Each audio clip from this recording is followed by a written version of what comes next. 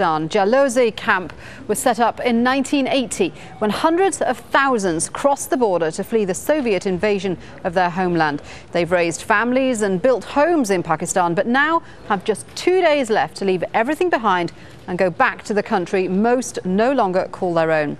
Kamal Hyder travelled to the Jalozai camp near Peshawar in Pakistan, which the authorities want closed by April the 15th.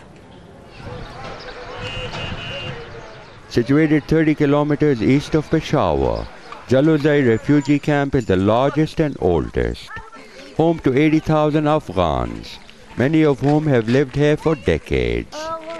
Sherwali says he was 8 years old when he, his family and other fellow villagers were forced to flee from Afghanistan. Now father of 5 children and other dependents, he does not want to go back to a land at war. If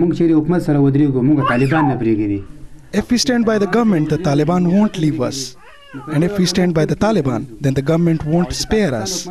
That is why we don't want to go back. But if government of Pakistan says you have no choice, then what can we do? He earns his bread by weaving locally made beds with a rope made of local weed. He says he makes 20 rupees a piece, a little over 33 cents, and proudly says he can make up to $4 on a good day. But while he may know exactly which rope goes where, he does not know about his own future when he returns to his native land. Sherwali has lived here for 30 long years inside the confines of these mud walls and narrow alleyways. But he now worries that he will have to find a new shelter soon. There are telltale signs, and people are already tearing down what was once a thriving place. This old man says he's leaving this place with a heavy heart, but does not blame Pakistan. If we were not under compulsion, why would we leave this place? We have taken a lot of pain to build these homes. Does anyone willingly bring down their homes?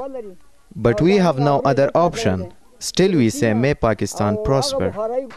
Jalozai camp may be demolished, but it will leave behind bitter memories. For over 30 years, Jalozai camp became the largest such place in the country, housing thousands of refugees from all over Afghanistan.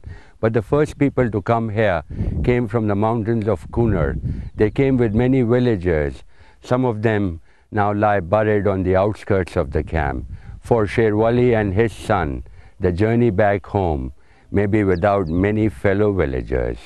Kamal, Hyder, Al Jazeera, Jalozai camp.